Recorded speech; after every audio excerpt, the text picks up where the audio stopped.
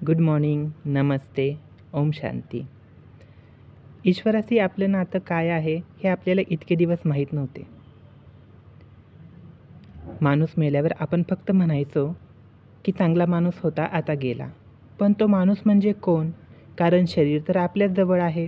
मग तो माणूस म्हणजे, ते चरित्र म्हणजे ती आत्मा आहे आणि तीच या शरीराला चालवणारी आहे. म्हणजे आपण शरीर नाही, आपण आत्मा आहोत, हे पहिलं सत्य. आता जसे आपण या जगात आईच्या पोटातून जन्माला येतो, तेव्हा आपल्याला आपल्या शरीराचे वडील मिळतात. त्यांच्याकडून आपल्याला त्यांची प्रॉपर्टी, घर, जमीन, गाडी इत्यादी वारसा हक्काने मिळते. पण शरीराचे जसे एक वडील आहेत, तसे आत्म्याचेही एक वडील आहेत. त्यांना परमात्मा म्हटलं जातं. त्यांना स्वतःचं शरीर नाही, ते निराकार आहेत. ते परकाया प्रवेश करतात. त्यांचे नाव शिव आहे.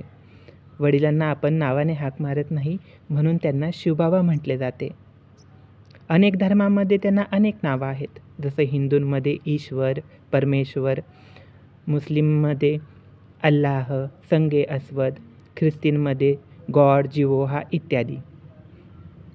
त्यांच्याकडून आपण आत्म्याला त्यांची प्रॉपर्टी म्हणजे सत्यज्ञान, पवित्रता, सुख, शांती, आनंद, प्रेम, शक्ती, या शक्ती ज्या आत्म्याच्या शक्ती आहेत त्या वारसा हक्काने मिळतात, ज्याच्याद्वारे आपण 21 जन्म स्वर्गाचे राज्यभाग्य देवी देवता म्हणून उपभोगतो. आता जसे आपण आत्म्याला शरीराचा वारसा तेव्हाच मिळतो जेव्हा आपण शरीराच्या पित्याच्या घरी जन्म घेतो किंवा पिता आपल्याला दत्तक घेतात. तसेच आत्म्याचे पिता परमात्मा शिवबाबासुद्धा, ज्यांना आधी सांगितले की त्यांना स्वतःचे शरीर नाही, ते प्रजापिता ब्रह्मा या शरीराद्वारे आपल्याला ज्ञानाच्या 7 दिवसांच्या साप्ताहिक कोर्सद्वारे दत्तक घेतात. जसे सांगितले ते परकाया प्रवेश करतात. त्यालाच दिव्य अवतरण म्हणतात. आज या जगात 750 करोड आत्मे शरीरधारी आहेत, म्हणजे मनुष्य आहेत. सगळेच एकाच्या पोटी जन्म घेऊ शकत नाहीत. म्हणून शिवबाबा प्रजापिता ब्रह्मा म्हणजेच दादा लेखराज यांच्या शरीराद्वारे त्यांच्या मनपरिवर्तनानंतर प्रजापिता ब्रह्मा हे नाव देऊन यांच्या शरीरात प्रवेश करून आपल्याला दत्तक घेतात आणि आपल्याला आत्म्याच्या ज्या 7 शक्ती आहेत ते देतात, ज्या त्यांच्याकडं नेहमी असतात. ते जन्ममृत्यूच्या फेऱ्यात येत नाहीत, त्यांच्याकडे सर्व शक्ती नेहमी असतात. त्याद्वारे ते आपल्याला 21 जन्म स्वर्गाचे देवी देवता बनवतात. सारांश काय? शरीराचे व आत्म्याचे असे 2 वडील आपल्याला आहेत.